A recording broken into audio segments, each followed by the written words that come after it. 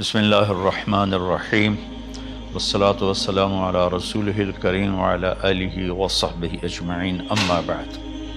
میرے محترم بھائیوں، بہنوں، بچوں، بچیوں، عزیزوں، جاننے والے، نہ جاننے والے، السلام علیکم ورحمۃ اللہ وبرکاتہ۔ کچھ دنوں سے میں قرآن سے اللہ کی پسندیدہ ہستیاں کون ہیں، کہ اللہ کس کو پسند کرتا ہے، ولی دوست کو کہتے ہیں۔ تو اللہ کا دوست کون ہے؟ وہ یہ کوئی وراثتی چیز نہیں ہے کہ ایک بڑے اولیاء اللہ تھے تو اب ان کا بیٹا بھی انہی جیسا ہوگا۔ ہمارے یہاں وراثت چلتی ہے کہ بڑے بزرگ کا بیٹا بھی بزرگ بن جاتا ہے، چاہے وہ کلین شیو ہو، وہ لوگ اس کے پاؤں چوم رہے ہوتے ہیں، جہالت ہے۔ تو آج میں تھوڑا سا سورہ بنی اسرائیل ہے، اس میں بھی سارے اخلاق بیان ہوئے۔ میرے بھائی بہنوں، ایمان لانے کے بعد انسان بنتا ہے، اور اس کے بعد اس کی قیمت، اس کا بڑا پن، اس کی وجاہت، اس کی شرافت وہ پیسوں سے نہیں ہوتی۔ پیسوں سے انسان مالدار تو ہو جاتا ہے، بڑا نہیں بنتا، بڑا نہیں بنتا۔ ہمارا علم غلط ہو گیا۔ بڑا بڑا بندہ جے بولدیاں 3 ملن یہ 200 مربن، یہ نوابہ فلانا ہے، نوابہ فلانا ہے۔ میرے بھائیو، یہ بالکل غلط علم ہے۔ بڑا وہ ہے جسے اللہ پسند کرے، بڑا وہ ہے جو میرے نبی کی زندگی کے پیچھے چلے، بڑا وہ ہے جس سے اللہ تعالیٰ راضی ہو جائے، باقی سب چھوٹے چھوٹے ہیں۔ تو آج ایک تیسری جگہ سے میں کچھ باتیں قرآن سے عرض کروں گا جن کا تعلق ہمارے ایمان سے بھی ہے، اخلاق سے بھی ہے۔ وہ ہے بسم اللہ الرحمن الرحیم، وَقَضَىٰ رَبُّكَ أَلَّا تَعْبُدُوا إِلَّا إِيَّاهُ بِالْوَالِدَيْنِ إِحْسَانًا إِمَّا يَبْلُغَنَّ عِندَكَ الْكِبَرَ أَحَدُهُمَا أَوْ كِلَاهُمَا فَلَا تَقُل لَّهُمَا أُفٍّ وَلَا تَنْهَرْهُمَا وَقُل لَّهُمَا قَوْلًا كَرِيمًا وَاخْفِضْ لَهُمَا جَنَاحَ الذُّلِّ مِنَ الرَّحْمَةِ وَقُل رَّبِّ ارْحَمْهُمَا كَمَا رَبَّيَانِي صَغِيرًا۔ یہ بہت بڑا مضمون ہے۔ اللہ نے قرآن بھر دیا والدین کے خدمت کے لیے، والدین کی اطاعت کے لیے، والدین کی ماننے کے لیے۔ پہلا جملہ ہے اور تیرے رب نے فیصلہ کیا، ایک مطلب۔ دوسرا، اور تیرے رب نے حکم کیا کہ بندگی صرف اللہ کی ہے، بندگی صرف اللہ کی ہے۔ عبد اسے کہتے ہیں جو ہر بات پہ سر جھکا دے، عبد اسے کہتے ہیں جو ہر بات پہ بچھ جائے، اس کو عبد کہتے ہیں۔ تو اللہ کہہ رہا ہے میرے بندو، میرا ایک فیصلہ ہے اور میرا ایک حکم ہے، میرے سوا نہ تمہارا ہاتھ کسی کے آگے پھیلے، نہ تمہاری گردن کسی کے آگے جھکے۔ ایک دوسرے سے مدد لینا، اس کو ایک دوسرے کی تعاونوں میں آ جاتا۔ تعاونوا علی البر والتقوی، ایک دوسرے کا ساتھ دو، ایک دوسرے کی مدد کرو۔ میرے نبی قرضہ اٹھاتے تھے۔ میرے نبی جب انتقال ہوا تو آپ کی زرہ 9 وسق پر، وسق 5 من کا ہوتا ہے، تو وہ جو کے بدلے آپ نے زرہ رکھوائی تھی کہ جب میں تمہیں ادا کروں گا زرہ لے لوں گا، اور آپ کا انتقال ہو گیا، آپ زرہ اپنی واپس نہیں لے سکے۔ وہ چیزیں جن کا تعلق صرف اللہ کی ذات سے ہے اور کوئی نہیں کر سکتا، اس میں صرف اللہ کے آگے ہاتھ پھیلا، جیسے ہم کہتے ہیں مدد، نصرت۔ اللہ کہتا میں ہوں، الا ان نصر اللہ قریب، سنو میری مدد تمہارے قریب ہے۔ تو اللہ تعبدوا الا ایاہ، بس ایک چھوٹا سا جملہ اللہ نے یہاں کے، چونکہ یہاں اللہ نے والدین اور اخلاق بتانے تھے تو اپنے لیے صرف ایک جملہ بولا، باقی باتیں بھی اللہ کے لیے ہیں، لیکن اللہ نے میری بندگی، اس بندگی سے مراد 5 وقت کی نماز نہیں ہے، حج، روزہ، زکوٰۃ نہیں ہے اس کی مراد، یہ ساری باتیں داخل ہیں، اور اس کے ساتھ 24 گھنٹے کی زندگی اللہ کی مرضی پر گزارو، نفع آئے تو شکر ادا کرو، نقصان ہو تو صبر کرو، برداشت کرو، پھر بھی شکر ادا کرو کہ میرا رب یہ کہہ رہا ہے کہ میں نے صرف اللہ سے تعلق جوڑنا ہے۔ اللہ کے نبی نے اپنے چچا زاد بھائی عبداللہ بن عباس سے فرمایا کہ یا غلام،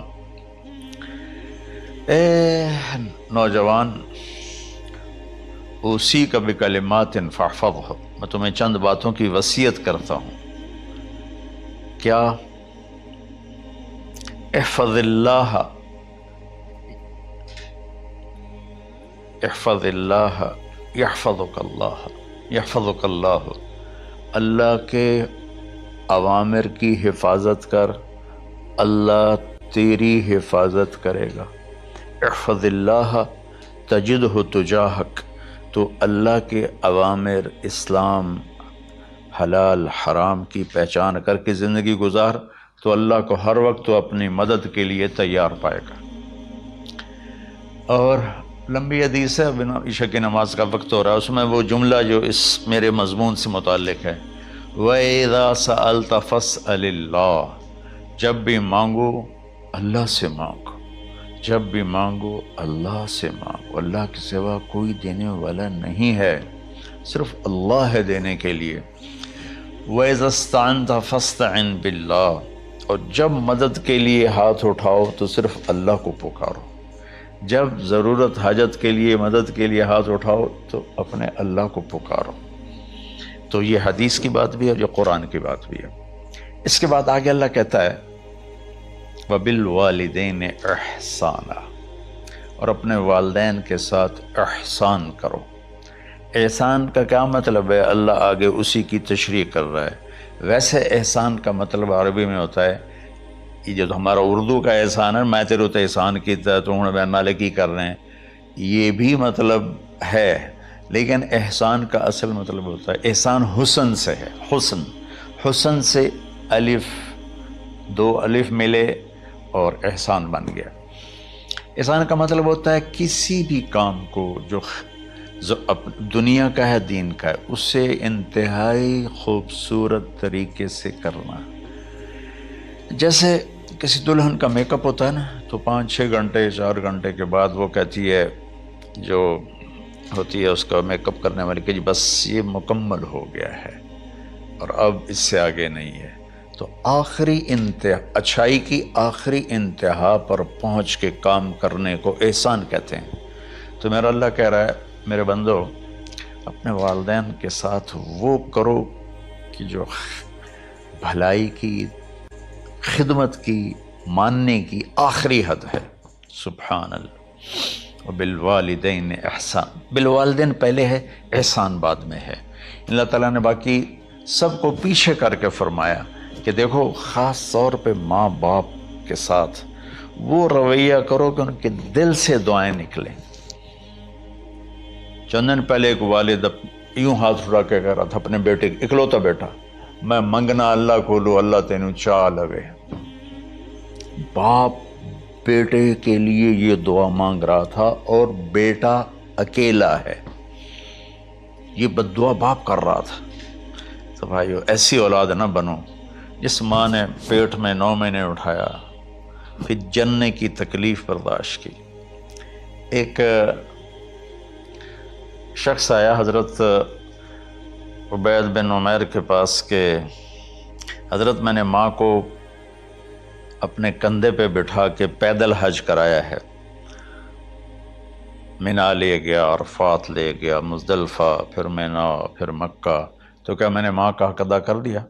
میں نے فرمایا ولا تلقۃ واحدہ، بیٹا ابھی ایک تلقہ کا حق بھی ادا نہیں ہو۔ تلقہ کسے کہتے ہیں؟ جب بچہ پیدا ہونے کا وقت آتا ہے تو ماں کو دردوں کی لہریں اٹھتی ہیں، وہ اتنی خوفناک ہوتی ہیں کہ ماں چیخ چیخ کے رہ جاتی ہے، اور بعض اوقات ڈیلیوری لیٹ ہو جاتی ہے تو وہ تڑپتی ہے، روتی ہے۔ وہ جو لہریں ہیں نا، پیٹ میں آتی ہیں جاتی ہیں، آتی ہیں جاتی ہیں، ایک لہر جو درد کی اٹھتی ہے اس کو کہتے ہیں طلقہ۔ میں قربان جاؤں، انہوں نے فرمایا بیٹا ابھی تیری ماں نے جو تجھے جنا تھا اس وقت جو تجھے درد، وہ تیری ماں نے درد کی لہریں برداشت کی تھیں، اس میں سے ایک لہر کا بھی حق ادا نہیں ہوا، یعنی کہ حق ادا ہو ہی نہیں سکتا۔ یہ مطلب کہ حق ادا ہو ہی نہیں سکتا، کہ بیٹا ابھی ایک کا بھی نہیں۔ پھر حضرت عبداللہ بن عمر سے ایک شخص نے پوچھا کہ اچھا یہ جو آدمی تھا یہ خراسان، یہ ایران میں ہے اور افغانستان میں، یہاں سے ماں کو پیدل کندھے پہ بٹھا کے مکے پہنچا تھا، اندازہ لگا اس نے کتنی مشقت اٹھائی۔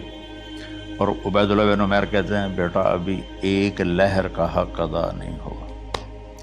یہی سوال حضرت عبداللہ بن عمر سے کیا ایک شخص نے کہ حضرت میں نے اپنی ماں کو حج کرایا ہے، سارا میں نے پیدل کرایا ہے اور کندھے پہ اٹھا کے کرایا ہے، تو کیا میں نے ماں کا حق ادا کر دیا؟ وَلَا زَفْرَةً وَاحِدًا وَلَا زَفْرَةً وَاحِدًا۔ کہ بیٹا تیری ماں نے تجھے پالتے ہوئے جو تھک تھک کے لمبے لمبے سانس لیے، ہوکے بھرے، ابھی ایک ہوکے کا حق بھی ادا نہیں ہوا، یعنی حق ادا ہو ہی نہیں سکتا۔ تو احسان کے آگے تشریح آ رہی ہے۔ تو آج میں صرف اتنی بات کروں گا کہ میرے بھائیوں، میری بہنوں، میرے بچوں، میری بچیوں، اللہ کے واسطے ماں باپ کو دکھ نہ دینا، ورنہ اللہ بھی ناراض ہو جائے گا۔ چند دن پہلے ایک بچہ بچی میرے پاس آئے، دونوں میڈیکل اسٹوڈنٹ تھے، کہیں کہ ہم شادی کرنا چاہتے ہیں۔ تو بچی نے کہا جی میرے والدین ناراض ہیں، وہ نہیں، اس رشتے پر راضی نہیں ہیں۔ تو میرے باپ کہتے ہیں اگر تو نے یہاں رشتہ کیا تو تیری میری ایک درمیان ایک خط آئے، کھچ جائے گا خلیج، ہم اس پار نہیں آئیں گے تو اس پار نہیں آئے گی۔ میں نے کہا بیٹی جس ماں نے تجھے 9 مہینے پیٹ میں پالا، 2 سال تجھے دودھ پلایا، تیری پوٹیاں پیشاب صاف کیا، تجھے پیمپر باندھے، تجھے اٹھ اٹھ کے راتوں کو اپنی چھاتی سے دودھ پلایا، کیا اب اس کا اتنا بھی حق نہیں کہ تم اس کی رائے کا احترام کرو؟ اتنا بھی حق نہیں ہے؟ تو میں نے کہا بیٹا میری کوئی رائے نہیں ہے، تو اگر تیرے ماں باپ راضی ہیں تو بسم اللہ ضرور کر، اگر راضی نہیں ہیں تو دیکھو موت تک تجھے ماں باپ کی دعا نہیں ملے گی، اور ماں باپ کی دعا نہ ملی تو کچھ بھی نہیں ملے گا۔ تو بھائیو دوستو، خاص طور پر آج کے کالج کے نوجوان بچے بچیاں یہ ماں باپ کے ساتھ بہت بدتمیزی کرتے ہیں، چونکہ اس میں والدین کا پہلا قصور ہے کہ انہوں نے ان کو دین نہیں سکھایا۔ بچپن میں انگلش میڈیم سکول، پھر او لیول، پھر اے لیول، تو انہیں کیا پتہ ماں کون ہے باپ کون ہے۔ ایک پرانی بات ہے، ایک شخص اپنے بیٹے کو لے کر آیا کہ یہ میرا بچہ ہے اور یہ فلاں جگہ شادی کرنا چاہتا ہے، اور ہم میں سے کسی کی رائے نہیں ہے، اور یہ مانتا نہیں ہے، اور اس کے ساتھ اس نے نا دھاڑے مار کے رونا شروع کیا۔ تو میں نے بچے کو دیکھا تو یوں کر کے بیٹھا تھا، اس کا باپ رو رہا ہے، ہچ کیوں تو ایسے بیٹھا ہو۔ تو مجھے اچانک خیال آیا، میں نے کہا شیخ صاحب اس کو کہاں پڑھایا تھا؟ کہا جی امریکن سکول۔ اس کے بعد آسٹریلیا بھیجا تھا مزید تعلیم کے لیے۔ ان کے شیخ صاحب اس بچے کا کوئی قصور نہیں، آپ کا قصور ہے، اس کو تو پتہ ہی نہیں میری ماں کیا ہے، میرا باپ کیا ہے۔ ایک ہماری تہذیب تھی وہ ختم ہو گئی ہے، اس میں علم نہیں بھی تھا تو ماں باپ کے۔ میں نے اپنی آنکھوں سے دیکھا، میں نے اپنے دادا کو دیکھا لیکن مجھے یاد نہیں، لیکن جو میرے دادا کے چھوٹے بھائی تھے ان کو میں سنبھلتا ہوں، ان کو میں نے دیکھا ہے، 3ری 4تھی جماعت تک میں تھا۔ 61 میں ان کا انتقال ہوا، میری 9 سال عمر تھی، تو 8 سال۔ ان کے بیٹے جوان تھے، اور ڈیرے میں جب وہ بیٹھتے تھے تو ان کے بچے ان کے سامنے نہیں بیٹھتے تھے، ان کی پیٹھ کے پیچھے بیٹھتے تھے۔ اتنا ادب، حالانکہ چاروں کے چاروں دین نہیں جانتے تھے، تہذیب تھی، ثقافت تھی، جو آج کی تہذیب نے ہم سے سب کچھ چھین لیا۔ اب بھی آپ جاؤ بیٹا تھر پارکر میں گیا ہوں 2-3 دفعہ، اور وہاں مسلمان نہیں، ہندو عورتیں جب گاڑی گزرتی ہے تو گھونگھٹ کو نیچے کر لیتی ہیں، اپنا چہرے کو فوراً چھپا لیتی ہیں۔ تو خیر بہرحال میں نے کہا شیخ صاحب اس بچے کا قصور نہیں، آپ کا قصور ہے۔ تو میرے بچوں، اپنے ماں باپ کو خوش کرو، راضی کرو۔ ان کا راضی ہونا اللہ کی رضا ہے۔ میں اس کی تفصیل انشاءاللہ آگے بتاؤں گا، آج میں صرف اتنا ہی میں نے تمہید باندھی ہے کہ ماں باپ کا کیا مقام ہے، ان کی کیا عزت ہے۔ ایک شخص آیا، یا رسول اللہ میرا باپ میرے پوچھے بغیر میرا مال خرچ کر لیتا ہے۔ آپ نے کہا بلاؤ، چونکہ بچے کا ذاتی مال اگر ہو تو شرع کے لحاظ سے باپ پوچھ کے استعمال کرے، بغیر پوچھے استعمال نہ کرے۔ جب اسے پتہ چلا کہ میرے بیٹے نے شکایت کی ہے، تو عرب کی شاعری تو مشہور تھی، انہیں دل میں کچھ اشعار پڑھے۔ جو آیا تو جبریل پہلے آ گئے، یا رسول اللہ، اللہ تعالیٰ کہہ رہے ہیں آپ اس سے پوچھیں وہ شعر بتاؤ جو تیرے کانوں نے تو نہیں سنے، تیرے دل میں آئے تھے اور اللہ نے سن لیے۔ تو اللہ کے نبی نے فرمایا بھائی تیرا انشاءاللہ کیس سنتے ہیں، لیکن پہلے وہ شعر سناؤ جو تم نے تو نہیں کہے زبان سے پر اللہ نے سن لیے ہیں۔ تو پھر اس نے وہ اشعار پڑھے، اور اس کے آگے کیا ہوا یہ میں انشاءاللہ اگلے کلپ میں بتاؤں گا کہ باپ کا کیا مقام ہے، ماں کا کیا مقام ہے۔ السلام علیکم ورحمۃ اللہ۔